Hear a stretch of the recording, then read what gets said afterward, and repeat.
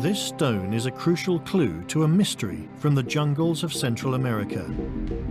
Carved over 1,000 years ago by the Maya, it was looted from a lost city sometime in the 20th century.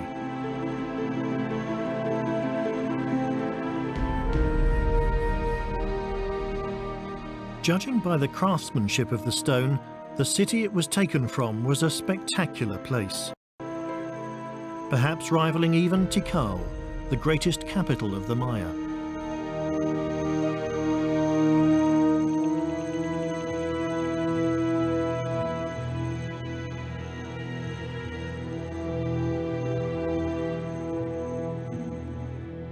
For want of a name, they call this most lost of lost cities Site Q. Explorers have been trying to find it for over 30 years without success.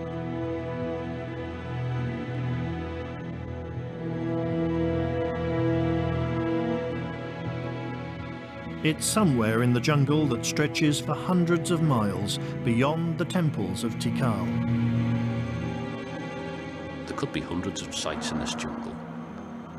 And how would you know where to look? How would you know even where to start to look? From what we know of Site Q, it's been very badly looted. Will there be anything left to actually identify it as Site Q?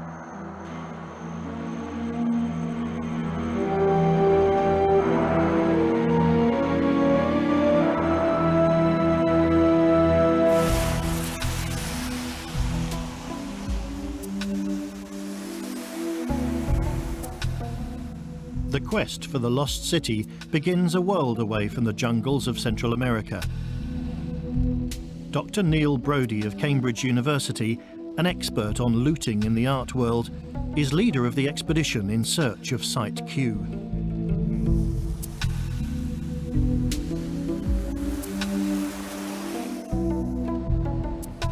Proof that Site Q exists emerged in the 1960s.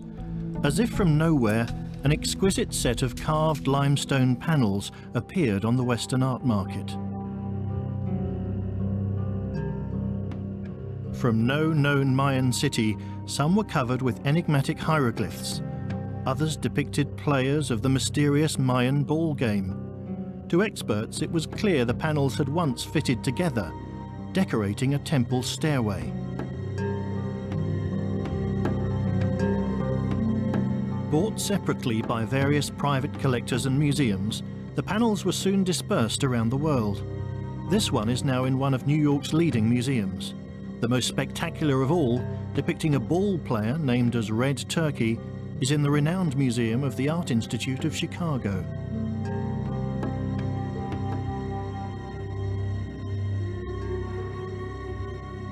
If Neil can find the origin of just one of the panels, he's found the origin of them all. By good fortune, this one panel was recently bequeathed by a private collector to the small museum of the University of Maine.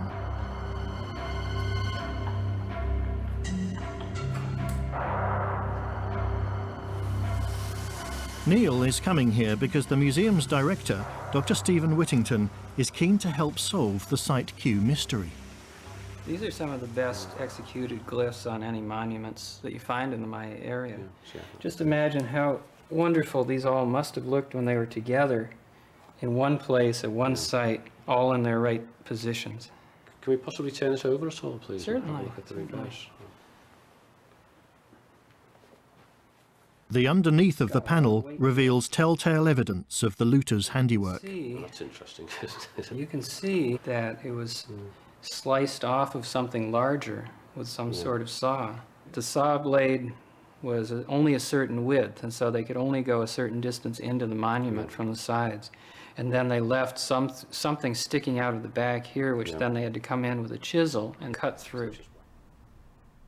The museum director is willing to allow a chip to be cut from his collection's greatest treasure, but only if Neil Brodie's team can bring back stone samples from a plausible location for Site Q. Then, scientific analysis might be able to show where the panel came from.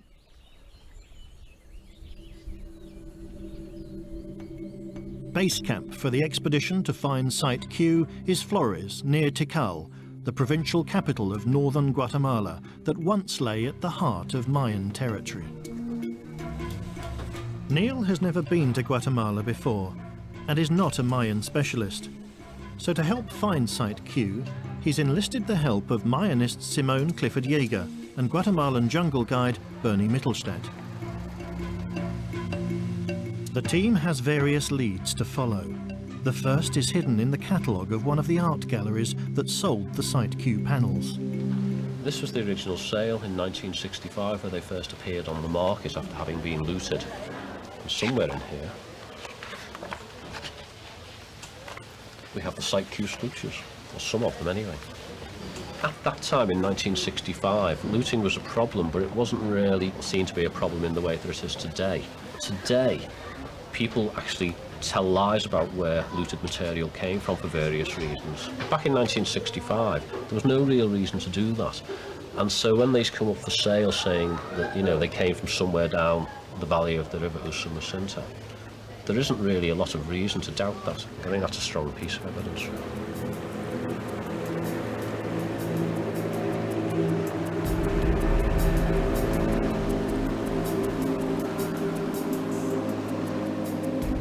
Well, this is a bit of an adventure for me because I've not been to a jungle before. I've been to any jungle, let alone the Guatemalan jungle, so it'll obviously be an adventure.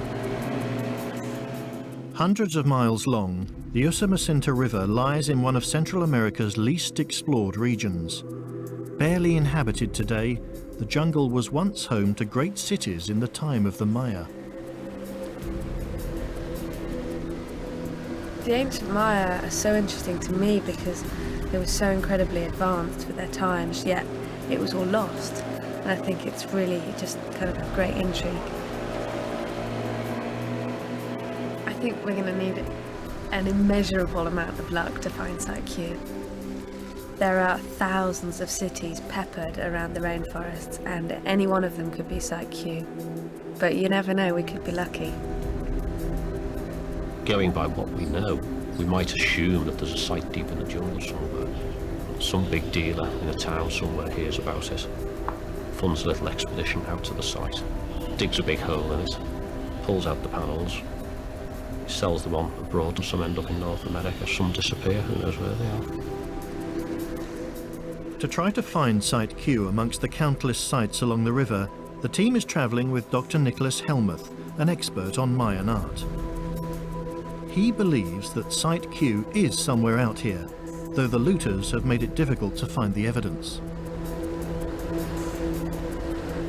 And now you can go out into sites where literally practically every single mound is gutted.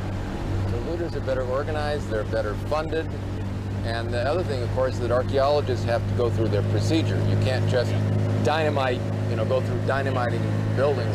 What happens if archaeologists come across looters in action and they just kind of back off them? So it's never happened to me, but I would, say hello and, be as pleasant as you can as you walk backwards. As fast as you can. As fast as you can. Because people have been killed, people have been shot. When they've got the material out, what do they do with this? I mean, do they trade off down the river or does it go overland? Or? Most archaeologists are not familiar with the nitty-gritty details because for reasons of public health, we don't want to inquire too deeply. Helmuth is taking the team to Yaxchilan. As the largest Mayan city in the area, its ruins have been well protected from looters. It retains the only known equivalent of the Site Q panels, an intact series of ball game sculptures which show how Site Q itself may once have looked. Yes, this is exactly the way the explorers would have found it under this type of conditions. It's about to get a monsoon here. Look at all those buildings. It's huge, isn't it? We're now in the heart of the city, and we know we're in the center because the ball court is here. And the ball court was the focal point of Maya civilization. So it's appropriate to be in the middle of the city, and all around, spectators, thousands and thousands of people would have watched the game taking place here. The game was played with a rubber ball, and you would often get down on your knee because you had to anchor yourself against the ball. Or if you couldn't get down, you had padding here, and you would try to, you weren't allowed to use your fingers. You would try to get it like that, and we know this because we have paintings and sculptures showing the game being played. Who played the game? There would have been athletes playing it for just the fun of the sport, but there were other games that was staged as a drama, an actual scripted drama, where the king of the local city would play basically the former enemies who had been captured in battle. They would be dragged back to the city, and the king would come out in all his ball game regalia, and he would play them, and they would lose, and then they would be executed. Merely being decapitated is actually relatively quick and painless compared to some of the other rituals these people did. One such victim of Yaxchilan's great ruler, King Bird Jaguar, was ritually sacrificed here following a ball game on October the 21st, 744 AD. Helmuth believes the style of the sculptures recording the event is a vital clue to the location of Site Q. This is it. There's the row of stones, individual stones, one after the other, just as we imagine the Site Q looked like 1,000 years ago. I mean, the iconography on this panel, it's reminiscent of the Chicago panel, isn't it? On the Chicago panel, we have Red Turkey, who's one of the ball players, and we have the stairs on the Chicago panel also. Notice how hard the stone is, and that's a characteristic of the entire Usumacinta area. That's why the detail of the hieroglyphs, look at the detail of the clothing. There's his knee pads, he's down on a concrete floor, and there's his outfit. You can even tell it's tied on. That's actually the tie that ties that on. And this detail is only available in this region, because stones in other regions, the stone breaks apart and the detail is lost. The style of the hieroglyphs, the hard stone, the detail, suggests that the Site Q stones had to have come from the river. You don't get this style elsewhere. Within a mile or two of either side of the river in this area. It won't be anywhere else.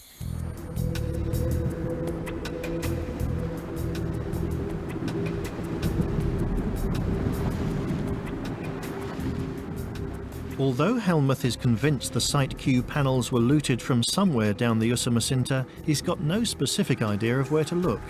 Since the river is hundreds of miles long and the jungle is full of ruins, it's a problem to know where to start. But a new day brings a ray of hope.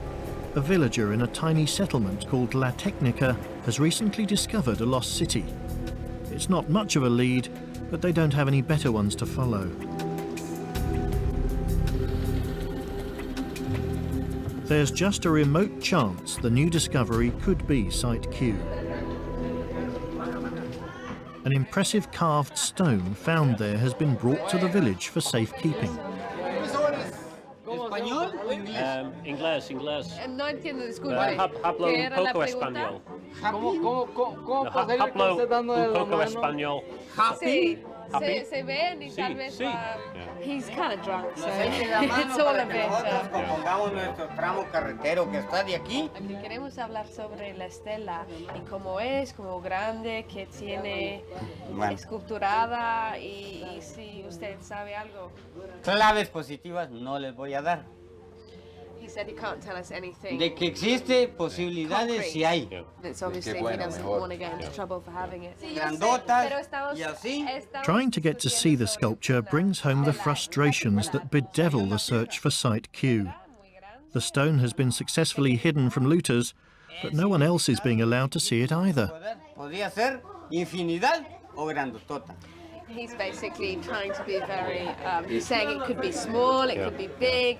We don't know, there's an infinite number of possibilities. You know, the actual monument is here in this building. Yeah, in this building. It's apparently behind that door, that locked door over there.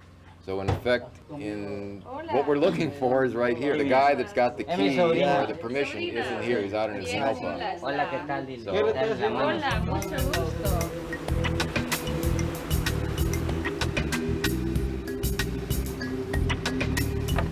Rebuffed at the village, and with no time to investigate every site along the river, the team still hope to put the Usumacinta theory to the test. Scientists can now pinpoint whether two stones come from the same place. But these samples are only bedrock and are unlikely to persuade the museum director in Maine to allow a chip to be cut from his Site Q panel.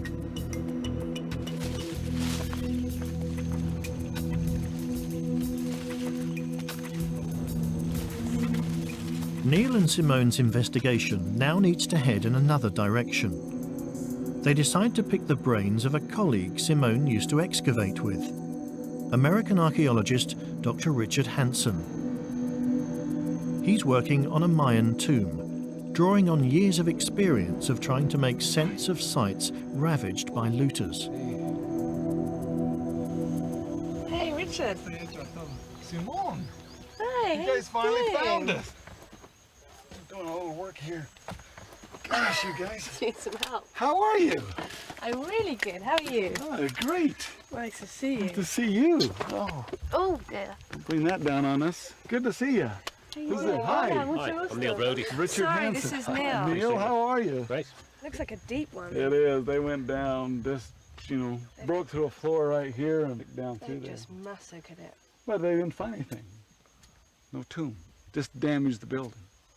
Any idea when it was looted? I'd say we're probably looking at 15 to 20 years since this building was looted.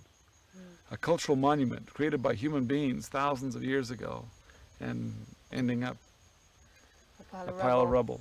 Yeah. What we're here for, we're on a related quest really. We're looking for Site Q. Don't laugh. Site Q is a great problem. famous That's Site a Q. wonderful problem. Site Q is something that's been puzzling everybody for Yeah. about 20, 30 years now. Yeah. Well, I've got this map here.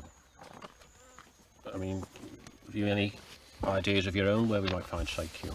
The problem in this area here, there's sites that we have no record or knowledge of. There could be dozens We of need, sites in we need the more jungle. archaeologists in the area actually doing the groundwork and exploring and discovering these things and recording the kind of damage where it comes from. We can say without a doubt that the Site Q panels didn't come from this building. Yeah. I know that. That's one of the things we can't eliminate. Yeah. So as you do that research and we do the analysis, we know that what's possible and what's not possible as far as the potential Site Q. Wherever the site is, the panels came from extensive excavations, extensive looting, and that's why we need to study the looting. It's a tragedy of unprecedented proportions to have these extracted from their context.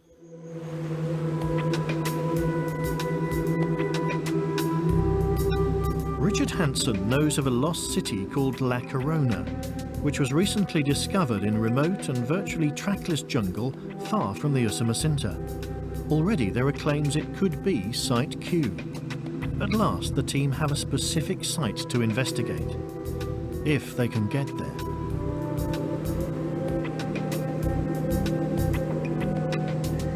It's important to find Site Q. We need to know where it is on the ground because we want to recreate Mayan history. Can you imagine trying to recreate European history in the future if we didn't know where Berlin, Paris and London were? And it's the same now with the Maya. We need to know where Site Q was.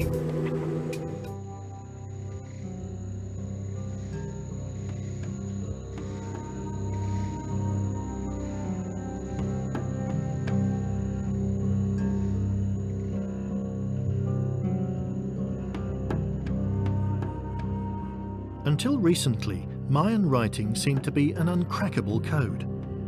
Even today, only a handful of experts can decipher the glyphs on the Site Q panels.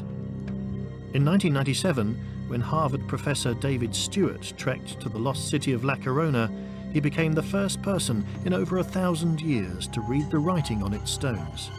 A single glyph he saw there may hold the key to the Site Q mystery. The afternoon that I arrived at La Corona for the first time, as we were walking along the trail, we came upon a monument that had been sawn by looters. I leaned down and I looked at this inscription on this monument, and I saw a name, a hieroglyph, that jumped out at me, and it was the name Red Turkey. When I saw the name Red Turkey, I just exclaimed, and despite being covered in sweat, dirty, muddy, bug-bitten, I was ecstatic because it was a signal, even before we had arrived at La Corona, that this may be the place. This may be the Site Q that we'd been looking for. Stewart was excited because the name Red Turkey is known from only one other Mayan inscription. It's the name of the ball player on the Site Q panel in the Art Institute of Chicago. Well, Red Turkey's name wasn't the only clue. As we continued our explorations and we came across the big plaza there, we realized that the looters had been messing around with a very low building that seemed to have had a staircase. Just the state of exhaustion we were in, or at least I was in, I didn't think about the possibility of maybe taking a sample of the stone near that possible stairway and maybe comparing it to Site Q blocks we know from collections. We also didn't have permission to do that, but I had always wanted to get that sample.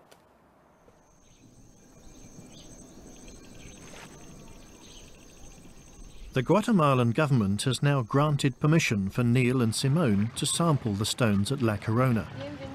An official archaeologist, Sergio Eric Castilla, has been sent with a map of the site from David Stewart. How you doing? Fine, this is Neil Brody. Okay. Nice meeting you. How's your journey? Oh, well, pretty good. I got the drawings that Stuart sent you. Oh, great, the package, great. Oh, I've been waiting for this. Do you have some help for you? Yeah, I hope so anyway. It's the only existing map. This probably in fact. Ah, Las Ruinas de La Corona. Mosquito-infested lagoons. Ew. Yeah, this is obviously the main area with yeah. the plaza and stuff. And maybe these were like residential buildings, or who knows. It'll be covered in jungle as well, this one says. Yeah. But then he has this, and these are fragments they found at La Corona with the Red Turkey glyph.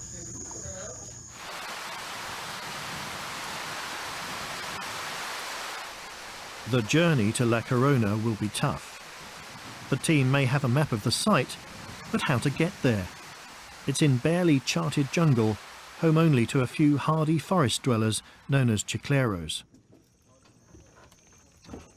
The team's guide, Bernie Mittelstedt, seizes a gap in the weather to head for La Corona.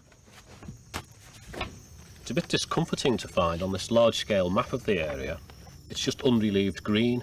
There's no roads, no settlements, no nothing.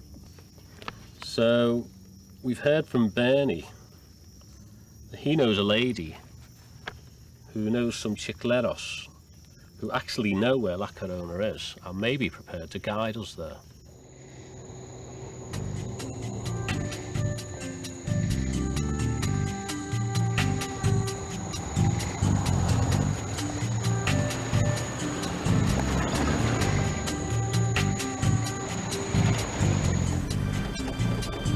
I'm very excited about going to La Corona. It's a place where very few people have been before, only some local gum cutters and David Stewart. And it's in the deepest, darkest jungle, so who knows what we're going to find.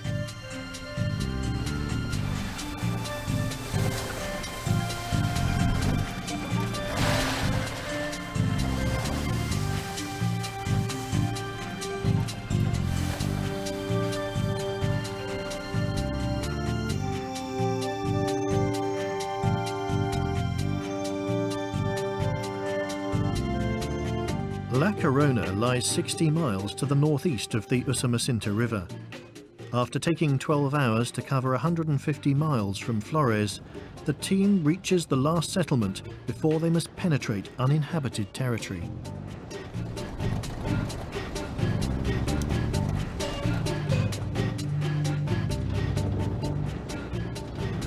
We are in Washington, tiny village in the middle of the jungle. This is the last frontier.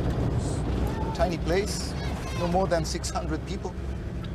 But from 1950 to 1980, you can reach the town only by plane.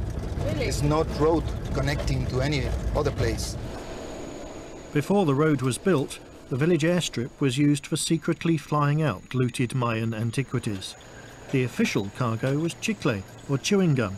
Today, the local chicle contractor is Neria Herrera. Esta es la materia prima de la goma de mascar. No tiene sabor, ni olor, It's the first resin straight from the tree. La goma base para el chicle. The base gum, and she says it hasn't got any flavour or any taste at all, no smell. It's just chewy. Al principio lo compró la compañía Rigler, que es una compañía norteamericana. So are they like chicle trees and they're spread through the jungle? Yeah, the chicle trees are spread all around the Yucatan jungle. Yeah, so the chicleros have to go and look for them and go right through the jungle. That's the reason they discover new places. The chicleros work really hard, and comparatively they don't earn very much money. And when you compare it to how much they can earn by picking up, looting, digging a trench, picking up some polychrome pots and selling them on, it's just no contest really. Neria's museum exhibits artworks that were discarded by looters as not being worth their while to send abroad for sale. So a lot of this was left behind by looters, or This is like the leftovers for the looting. That's incredible, isn't it, really? If the Site Q sculptures came from La Corona, there's every chance they were flown out of this village by the looters. Neria Herrera agrees to display pictures of the panels in case any of the locals know anything. Lots of people come and go, chicleros that might have some information and might know where these stones come from, and they'll know of a name that isn't just Site Q, but actually a name, whether it be La Corona or somewhere else.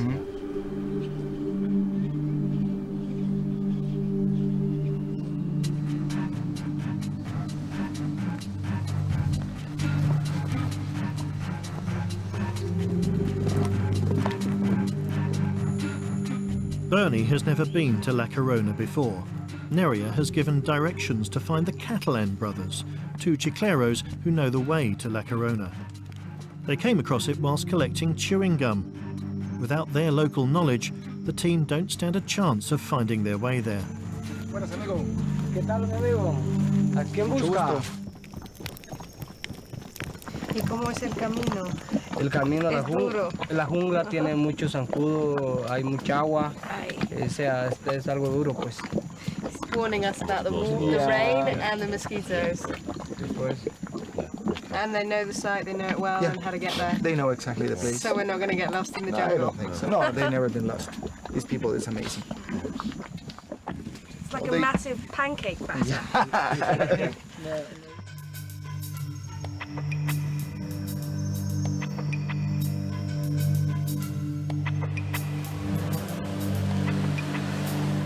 The recent heavy rain has Bernie worried. Even if the vehicles manage to make it through the mud, in a few days' time, they may not make it back. If the raining starts, we have more problems with softer mud, and we have more slippery road, and I don't know what's ahead. I'm sure we'll get there in the end. Don't know when. I'd take it a few days longer than we thought.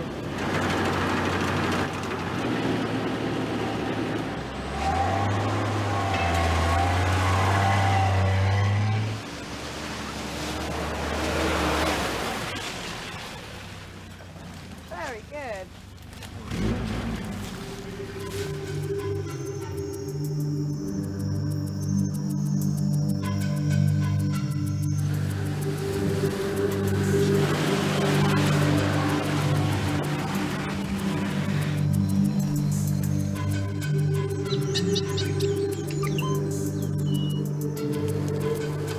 The four-wheel drives have got as far as they can. From here on in, the team will have to walk to La Corona. But it's getting late. Wow, we better set up camp before it starts raining. Yeah. Can you hear the parrots? Look at them up there. It's so funny the way they flag. As if they stop flapping, they just drop like a brick.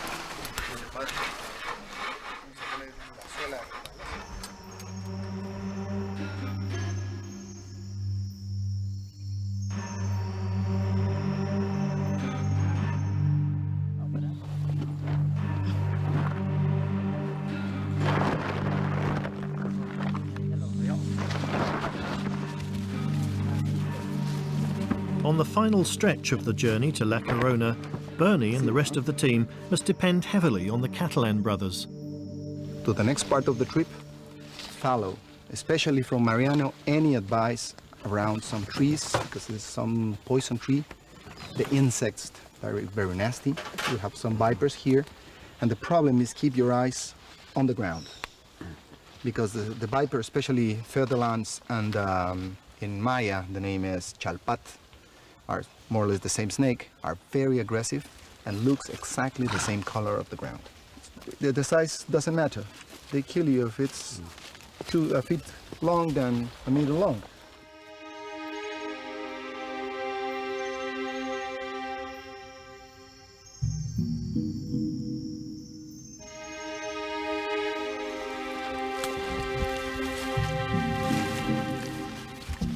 We're moving along here, along what people assure me is a mule track.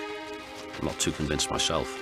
But if Site Q does lie at the end of this track, the Site Q panels must have come out along this track on the back of mules. So it wasn't just a case of petty pilfering, it must have been pretty organised.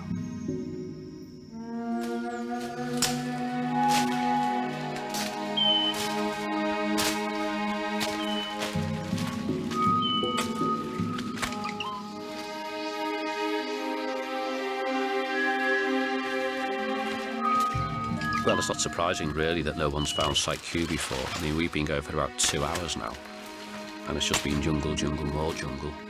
We're not too sure how much further we have to go. Just hope we don't walk straight past it.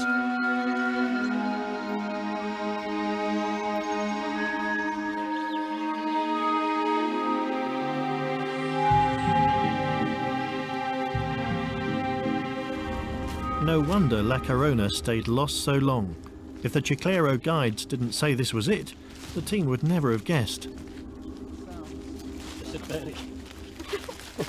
No. It's hard to believe that we're actually in an archaeological site because it looks exactly the same as all the rest of the jungle. Part of the city, somewhere else here. Something's bitten me actually, I don't think that's... After a day of foot slogging, La Corona seems a long way from the comforts of Cambridge. Only the prospect that it might be Site Q makes the hardships seem worthwhile. It would be fantastic if we could conclusively prove that the Site Q panels came from La Corona, and I guess it would give us some kind of notoriety in archaeological circles.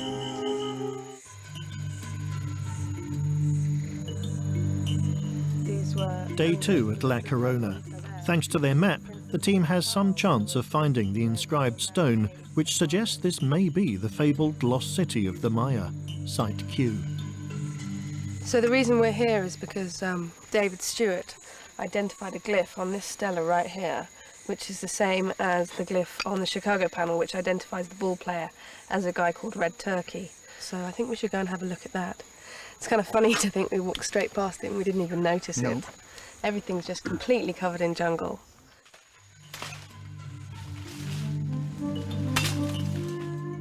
According to the map, Red Turkey's stone, or stela, lies en route to La Corona's main plaza.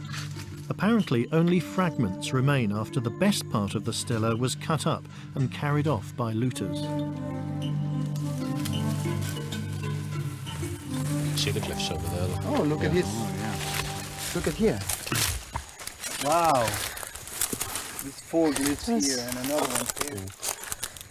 Do you think we'll be able to find the Red Turkey glyph on this? It's so covered with lichen, it's difficult. Yeah. After more than 1,000 but years, look, the Maya glyphs have almost worn away. Rub a little bit, you see the bill of the turkey here in the shade. Here, it's the bill. This is the Chicago panel. Yeah.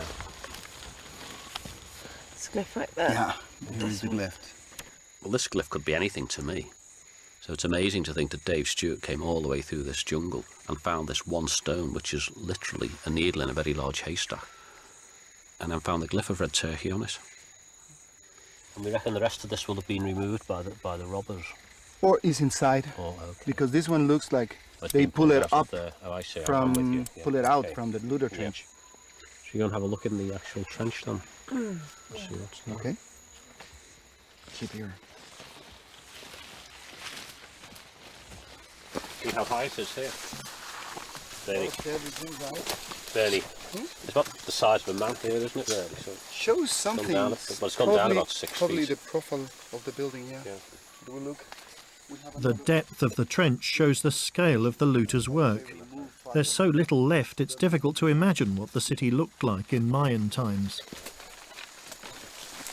The problem is they destroy everything, all the evidence. Yeah. But you can see here, they've got entire floors here, which have been, you know,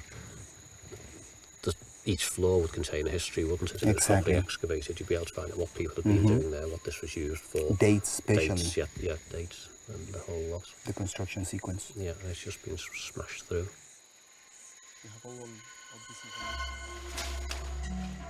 Somewhere, deeper still in the jungle, lies the plaza, the central square where a ceremonial staircase may have stood. And if this is Site Q, it would have been decorated with the mysterious ball player panels. It's probably this one. We just came around the back of it. Uh-huh.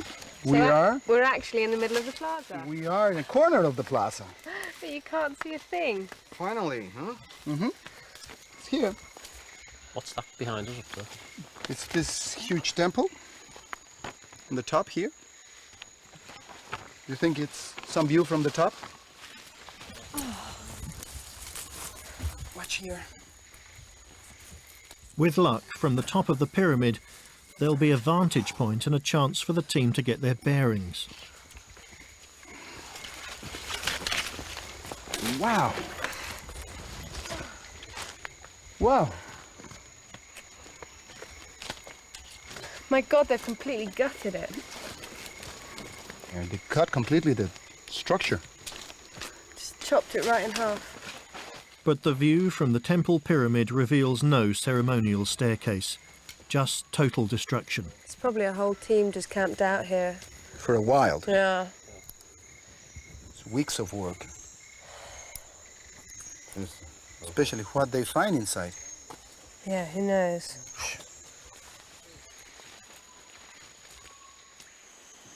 It's a frustrating end to a long day. The team's spirits sink with the sun.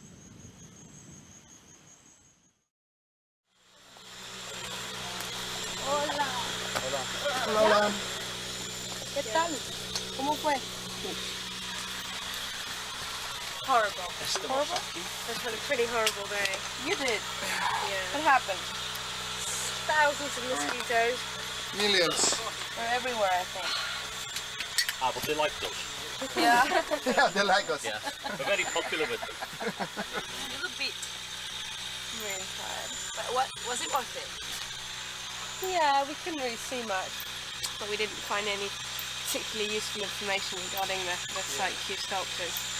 And then we're going to go out again tomorrow, unfortunately. Brave the jungle for a second time. It's the problem with looted material, though, because all you find is big holes in the ground. Really? Yes, I mean, you have your pieces and you think, where did that come from? And you think it's like a jigsaw, you think you can bring the piece back to where it came from and fit it in, and you solve the problem. But you don't, all you find is a big hole in the ground. Eager to find out how looters operate, Neil questions the chicleros. So, in this area, most of the looting, is it carried out by the chicleros, or are there more organised groups, do you think? Pregunta él que si en esta área, ¿será que el huecheo lo hace más la gente que participa en la colecta de chicle o que si son, digamos, maras ya organizadas? No, son maras ya organizadas las que se dedican ya directamente más que solo a eso. He says basically it's organized groups. Yeah. And how many, I mean, we've been out there today. We saw those big trenches. I mean, how many people do you think it would take to dig those trenches? Digamos hoy que fueron a caminar con él y vieron los hueches ahí, los túneles. ¿Cuántas gentes piensan ustedes que tomó para abrir, digamos, un túnel como ese? Y huechar ahí. Unas cuatro personas. Unos 15, 20 días aproximadamente. 15 to 20 days of work. Three or four people. Yeah. They're so far out in the jungle here that even if it was only 2 or 3 men working, they could work solidly for a month and nobody would bother them. No one would even know they were here. Exactly.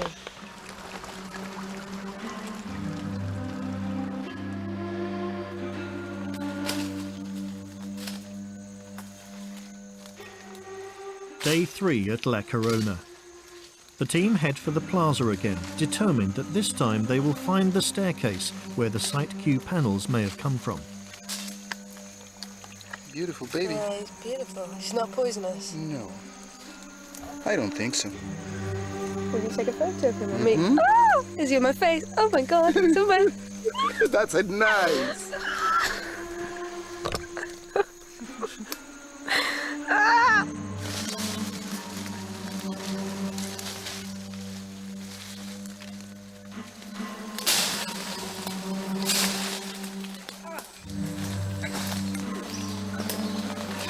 It's incredible to think this was once a city centre.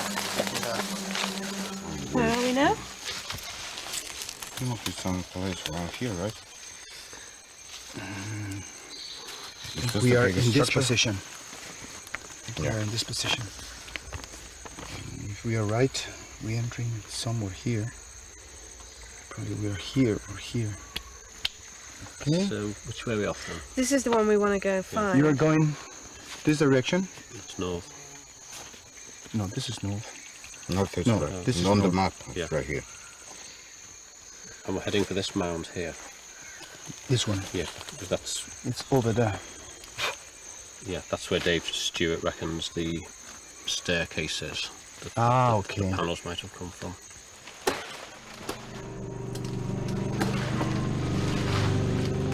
This is what the team has come all this way for.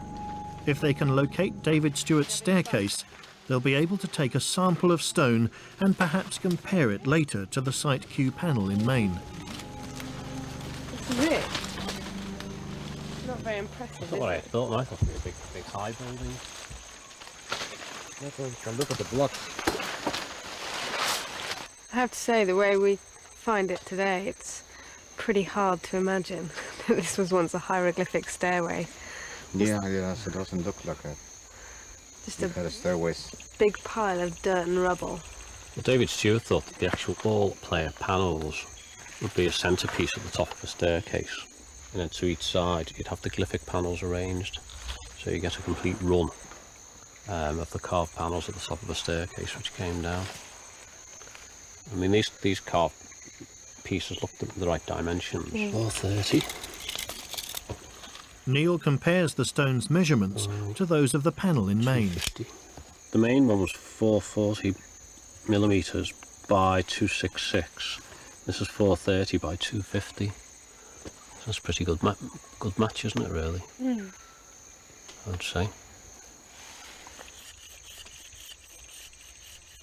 But the real test is going to be in the sampling.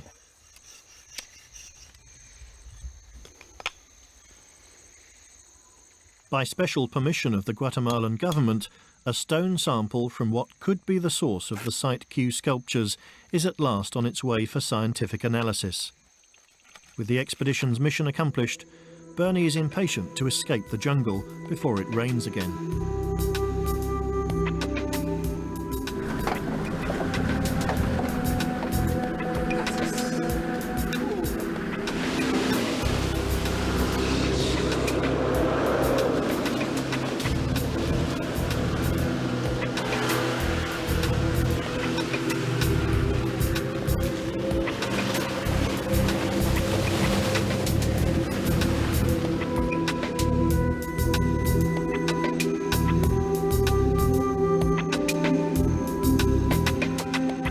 The last day in Guatemala.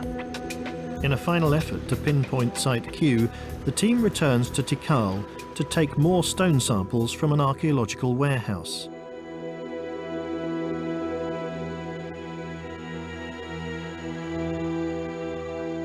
The sculptures kept here were rescued from various remote sites to protect them from looters.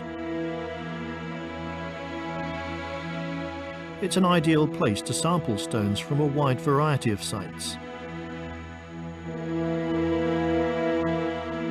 The Guatemalan authorities hope tests will allow Neil and Simone to locate Site Q at last.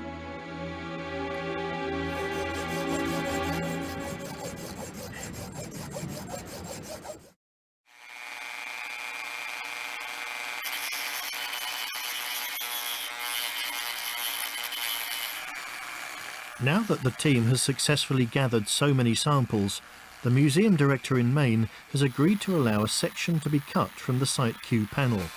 It's an unprecedented step.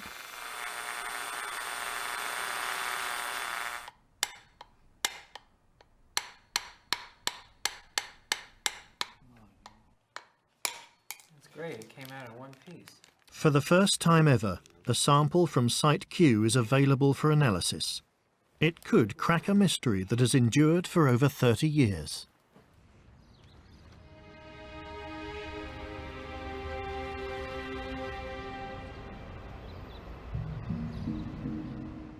One month later, the stone analysis has produced exciting results. To hear the news, David Stewart has flown the Atlantic. These are the 3 sets of samples we took. These were taken in La Corona, these were taken in the warehouse at Tikal, and these were taken around the Usumacinta River area. The samples were compared to the Site Q panel in Maine by geologists at Manchester University. At 50 times magnification, the pattern of grains within the Site Q panel looks like this. None of the samples from the storehouse at Tikal match the Site Q panel. Nor do any of the samples the team brought back from the Usumacinta River. I would say, well, I don't really think it's the Usumacinta River area. I don't really think it's over by Tikal. I think, La Corona, we're in that area. I think I'd be happy with that. 4 stone samples were taken from different areas of La Corona. 3 differ significantly from the Site Q panel in Maine, but 1 is a close match. Remarkably, it comes from the very stone which David Stewart thought was once a part of the Site Q staircase. Well, the results of the testing the stone and the chemistry of the stone are, for me, really exciting. For David Stewart, the trail which began with the decipherment of a single glyph may now have reached a definitive conclusion. Before taking the stone samples, I was willing to bet that Site Q and was 95% sure to be La Corona. I felt there was enough evidence from the hieroglyphs at La Corona that linked to the text from Site Q to really make that more than just a good possibility. Now, bringing together all of this evidence makes me virtually certain, personally, that La Corona is Site Q.